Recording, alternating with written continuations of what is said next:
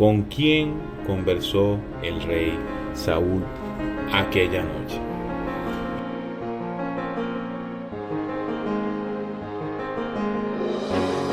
Esta es la pregunta que durante mucho tiempo se han hecho tanto historiadores, estudiantes y estudiosos de la Biblia, grandes teólogos, y ha causado gran controversia y polarización al respecto. Algunos afirman que Saúl habló claramente con el profeta Samuel y que Dios dio una concesión o dio un permiso, hizo una excepción a la regla y permitió que Samuel volviera de la muerte para que Saúl pudiera hacerle las consultas que necesitaba. Mientras otros afirman que no era Samuel, sino que era un ángel caído, un demonio enviado por Satanás para confundir al rey. Así que vamos a leer este pasaje, vamos a conversar acerca de esto, de estos hechos curiosos ocurridos en el primer libro de Samuel, capítulo 28. Pero antes quiero agradecerles a todos por su aceptación de este proyecto, por su acompañamiento, su apoyo, y quiero pedirles que si hay alguna duda acerca de este tema u otro de los que están ya publicados, o si quieren que conversemos acerca de otro punto sobre las Escrituras, déjenlo en la caja de comentarios.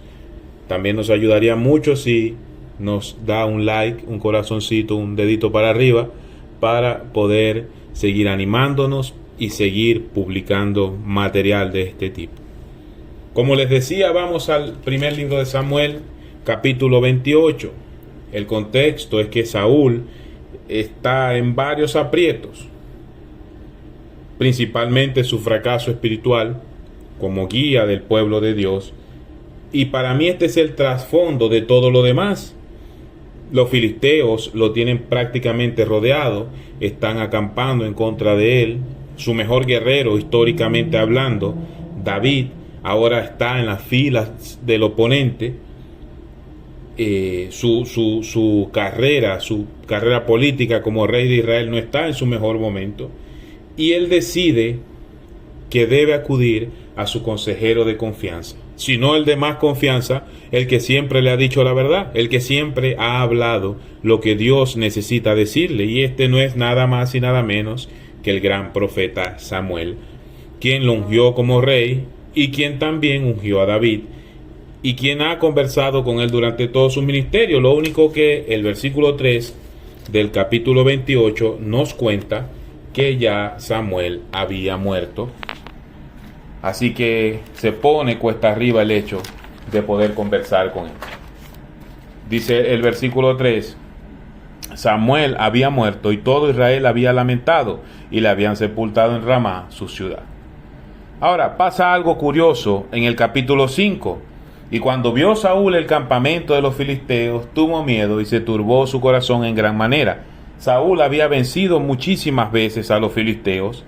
David lo había hecho. De hecho, la famosa historia de David y Goliat se da siendo rey Saúl, esa gran victoria del pueblo de Israel sobre los filisteos. Pero esta vez tenía miedo.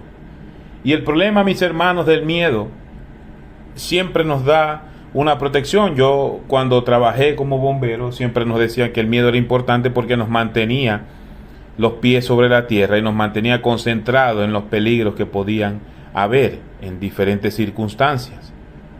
Pero cuando el miedo se apodera de nosotros y nos hace tomar decisiones poco coherentes o equivocadas, hay un problema. Y es lo que pasa aquí, que se turbó su corazón en gran manera, y dice el versículo 6, y consultó Saúl a Jehová, pero Jehová no le respondió, ni por sueños, ni por Urim, ni por profetas.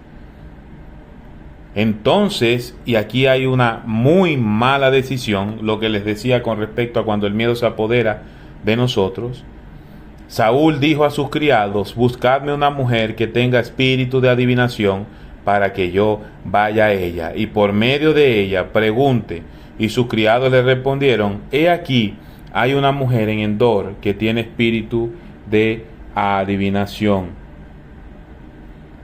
El problema es que el mismo Saúl había hecho un edicto como rey, donde sacaba a todos los adivinos y a todos los que hacían este tipo de trabajos, por llamarlo de alguna manera, los sacaba del territorio. Lo vamos a ver más adelante.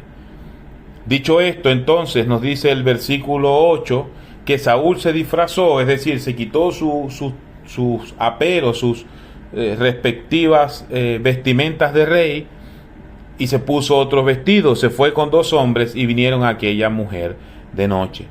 Cuando habla de que vinieron de noche, muchos le dan un aspecto místico a esto. Simplemente yo creo que era para ocultar su verdadera identidad. Recuerden que el juicio del Señor Jesús fue celebrado en la noche. Nicodemo vino a Jesús de noche y era simplemente para ocultar su identidad.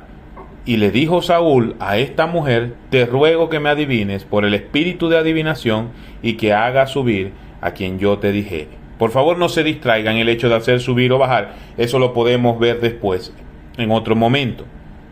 La petición que Saúl está haciendo a esta mujer es que llame una persona del mundo de los muertos al mundo de los vivientes. Y dice el versículo 9, que me parece súper interesante: he aquí tú sabes que Saúl ha hecho lo que Saúl ha hecho, cómo ha cortado de la tierra a los evocadores y a los adivinos. ¿Por qué pues pones tropiezo a mi vida? Dicho esto, se da una curiosa conversación entre Saúl y la mujer, y entre todas las reflexiones que quiero dejar, quiero comenzar diciendo que este es uno de esos casos donde las personas que se supone que deben tener una alta moral, como es el caso de Saúl, nos decepcionan con su calidad como creyentes en Dios. Saúl había hecho un edicto siendo fiel a la palabra de Dios en cuanto a los que consultaban a los muertos, a los adivinos, a los que tenían visiones que no provenían de Dios, y lo había sacado de la tierra. Ahora, cuando se ven aprietos, acude a esta gente. Hermano, yo he visto muchos creyentes que predican en contra de la corrupción, pero cuando la corrupción es la única salida, acuden a esto que tanto han criticado. He visto muchos creyentes que predican, por ejemplo, en contra de las relaciones homosexuales, pero practican relaciones fuera de su matrimonio. Es el mismo pecado sexual. He visto hermanos que predican en contra de la mentira, pero hablan mal de los demás. Debemos ser consecuentes con lo que predicamos y de la manera en que vivimos. No seamos como Saúl, que un día echa a los adivinadores y un día corre tras de ellos a pedirle consejo. El versículo 19, puede usted leer los demás versículos, y como le dije, si gusta, en otro video podríamos entonces entender todo lo que pasó allí, o tratar de entender las versiones que existen acerca de este acontecimiento. No quiero que se me desvíe, quiero dejarle una enseñanza práctica. Después leemos el resto del pasaje y todo lo que ocurrió. Pero quiero que vayamos ahora al versículo 19. Entre las cosas que este ser que no sabemos quién era realmente, le dice a Saúl, le dice: y Jehová entregará a Israel, versículo 19, también contigo en manos de los filisteos. Mañana estaréis conmigo, tú y tus hijos, y Jehová entregará también al ejército de Israel en manos de los filisteos.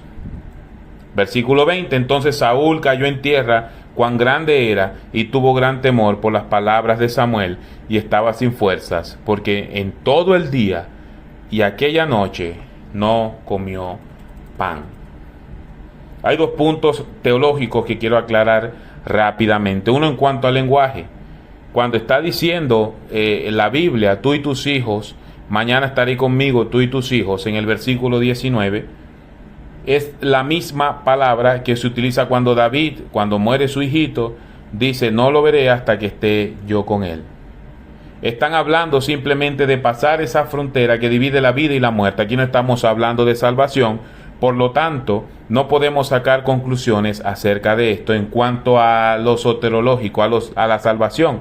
No podemos decir que era Samuel, porque Samuel estaba en el cielo, que claramente es así. Samuel debe estar en el cielo, era nuestro hermano, era un hombre creyente, un hombre que sirvió a Dios toda su vida, y que Samuel lo que está diciendo es que Saúl iba a estar con él. Eso no es lo que está diciendo, que no iban a estar los dos en el cielo. No es eso. Simplemente está diciendo que iba a estar en el lado opuesto del río, de donde nosotros nos encontramos hoy, en el mundo de los vivientes. La misma expresión que usa David. Cuando dice que irá con su hijo en un momento, no se refiere al cielo. Hermanos, sacan conclusiones precipitadas de esta afirmación y no están hablando de salvación. Muy probablemente están hablando de lo que le mencioné antes. Pero pasando esto, también dice que Saúl cayó en tierra y no tenía fuerzas, pues no había comido pan.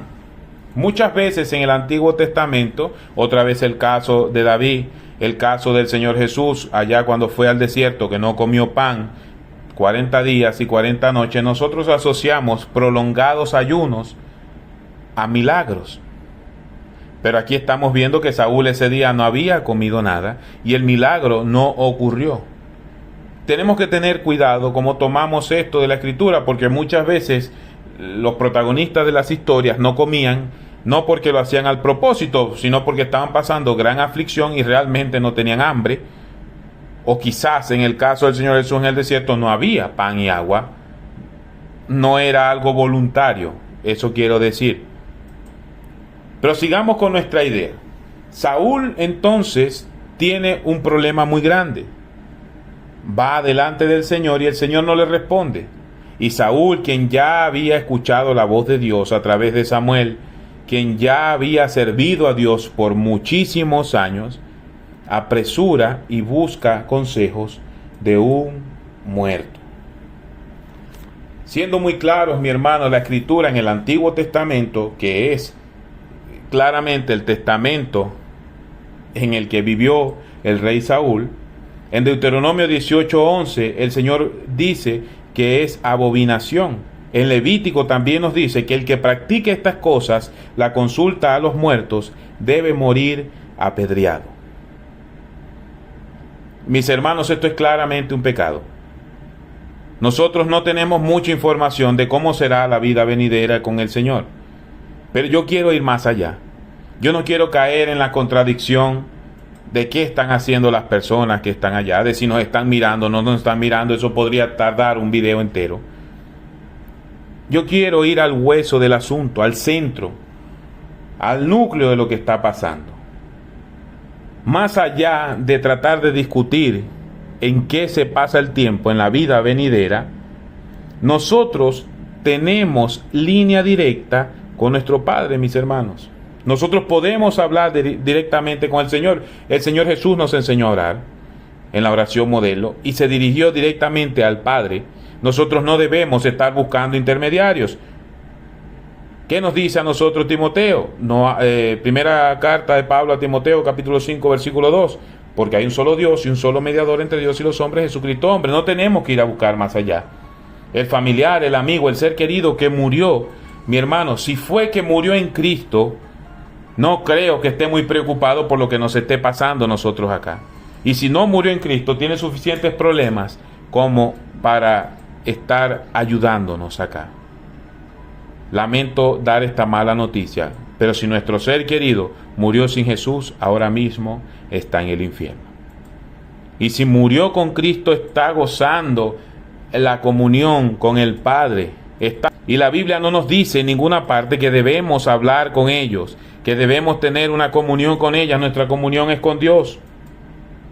Romanos capítulo 8, versículo 15 dice que podemos clamar, Abba Padre. Hebreos 4, 15 y 16 nos dice que no tenemos un sumo sacerdote que no pueda compadecerse de nuestras necesidades, porque Él vivió una vida como la de nosotros y es perfectamente capaz de entender lo que necesitamos. Y debemos ir confiadamente ante el trono de la gracia a pedir misericordia. Mis hermanos, tenemos un canal de comunicación abierto y libre con nuestro Señor. Si Dios no le responde en el momento, es porque está diciendo espera un poco o porque está diciendo definitivamente no. Era el caso de Saúl. No sé cuáles eran las oraciones íntimas de Saúl, pero probablemente le estaba pidiendo a Dios que lo librara de los filisteos. Ahora, Dios había decidido ya que los filisteos iban a acabar con Saúl. El hecho de que Saúl haya buscado una alternativa, una salida alterna al problema, no cambió el resultado. Saúl cayó en manos de los filisteos, muerto, como ya Dios se lo había dicho a través del profeta Samuel cuando éste estaba vivo. Y si fue con Samuel o no con quien habló, Dios mantuvo su voluntad. Así que no solamente entendamos que debemos hablar con Dios y escuchar a Dios únicamente, sino también debemos sujetarnos a su voluntad, que es perfecta, santa y agradable. Y bendito sea Dios, porque su justicia es perfecta, santa y agradable, y su propósito también lo es. Hable con su Señor, por favor, no busque otro intermediario, porque esto es ineficaz. Esa es la primera lección práctica que podemos sacar de acá. Otra lección práctica que se me ocurre es que por mucho que se esté nublando nuestro panorama, no busquemos, mis hermanos, salidas fáciles. No busquemos salidas propias. Dios ha hecho las salidas de los problemas. Dios nos ha enseñado el camino. Esta decisión que Saúl tomó le costó hasta su reino. Esta decisión que Saúl está tomando simplemente empeoró, si es que se podía empeorar, el panorama. Hermanos, en el cristianismo, el practicismo no siempre es bueno. No siempre lo que se ve a primera vista es bueno, es agradable a Dios. Les voy a poner un ejemplo práctico en la vida. Tengo un trámite que hacer, hay dos opciones: esperar que la burocracia avance o simplemente desprenderme de algún dinero y mover la voluntad de aquel funcionario público encargado. No siempre lo que se ve más fácil, no siempre lo que se ve más obvio en el cristianismo es lo correcto. Esto ha llevado a tener hombres y mujeres dirigiendo y gobernando la iglesia que no son los adecuados. Lo voy a hablar desde una perspectiva de la iglesia local, no por el hecho de que alguien pueda predicar bien, de que alguien tenga una buena oratoria o de que alguien tenga un discurso llamativo, puede ser llamado predicador, porque el primer requisito de un predicador es que conozca la Escritura y que enseñe la Escritura. O porque alguien sepa cantar muy bien, no necesariamente debe estar en el grupo de música, o de alabanza, o en el coro, o como le llamen en su iglesia. No porque alguien ejecute bien un instrumento, debe estar tocando los instrumentos en la iglesia. No es el más obvio, es el más apto. No es la salida más obvia, es la salida más apta. Tomamos decisiones sin consultar a la Escritura y por eso tomamos las decisiones más obvias y no las más adecuadas. Tengamos cuidado. Saúl dijo: ya está, Dios no me contesta, yo voy a ir donde alguien que me conteste. Solamente que le contestó lo mismo que Dios le había dicho.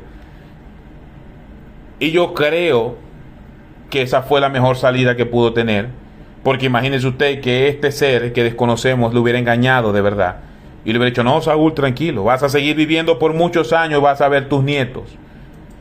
Como hacen estos falsos profetas del día de hoy, que a punta de mentiras y engaños le sacan dinero al pueblo. Una tercera enseñanza es que el pecado nos trae consecuencias. Primer libro de Crónicas, capítulo 10, versículos 13 y 14 nos cuentan que Dios le terminó de quitar el reino a Saúl por esta acción. Lo puede leer cuando guste. Mis hermanos, cuando nosotros tenemos una relación con Dios quebrantada, rota la comunión sagrada con el Creador, cuando usted no está siendo un buen amigo, un buen hijo del Señor, no sea como Saúl. No busque alternativas. Clama a mí y yo te responderé, ha dicho el Señor. Al corazón contrito y humillado no rechazará. Vaya con su Señor. No sea como Saúl. No haga más profundo el abismo que lo separa de su Creador. Valore la relación con Dios, la conversación con Dios. Valore la lectura de la escritura, de la Biblia. Valore eso. Usted habla con Dios a través de la oración, Dios le responde a través de la Biblia. Abra su Biblia, lea la Biblia completa, de Génesis a Apocalipsis. ¿Qué tienes, Dios, para decirme hoy? Léala, hermano, léala, por favor. Por muy presionados que estemos por las situaciones, no demos nuestro brazo a torcer. Sabemos que la oración es la respuesta. Sabemos que en la escritura están las respuestas. Sabemos que en la fe está la respuesta. Sabemos que en la esperanza de la vida eterna que tenemos después de la muerte está la respuesta. No busque más respuestas. Hermano, acepte lo que la escritura dice con humildad. Acepte lo que la escritura dice con sumisión de corazón. Esto ha dicho la escritura. Señor, no creo esto, me cuesta poner esto en práctica, pero usted me puede ayudar, el Espíritu Santo nos va a ayudar. Pero hagamos el esfuerzo, abramos la Biblia. Por mucho que se nuble el panorama, no busquemos salidas alternativas.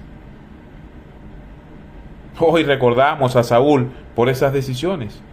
Cuando fue contra Amalek, ¿recuerdan? Cuando Saúl fue contra Amalek, Dios le dijo: yo quiero que aniquiles a ese pueblo, que no quede nada. A él le pareció mejor reservarse algunas vidas, algún ganado. Cuando no había quien hiciera la ceremonia allá con el sacrificio antes de la batalla, él dijo: no, yo lo voy a hacer. No es el practicismo, ya lo dije. Y sobre todo esta ocasión, hermanos, y nuestros pecados van a traer consecuencias. Nuestras desobediencias, nuestras rebeliones, cuando se materializan, cuando las llevamos a cabo, van a traer consecuencias. Pero antes de eso, también las traerán. Si usted deja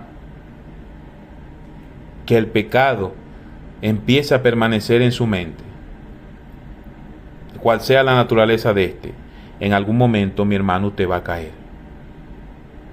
Usted va a caer. Bienaventurado el varón que soporta la tentación, porque cuando haya soportado la prueba, recibirá la corona de justicia. Cuando empieza a aparecer el pecado en nuestra mente, en nuestro corazón, demos la mejor lucha de nuestra vida para eliminarlo. Resistí al diablo y él huirá, dice la Biblia. Él anda como león rugiente buscando a quien devorar. No caiga. El Salmo 91 dice que el Señor nos va a librar de la trampa del cazador. No caiga. Esté alerta. El pecado va a traer consecuencias a su vida y muchas veces esas consecuencias son eternas. No estoy hablando de perder la salvación. Eso creo que lo tenemos claro.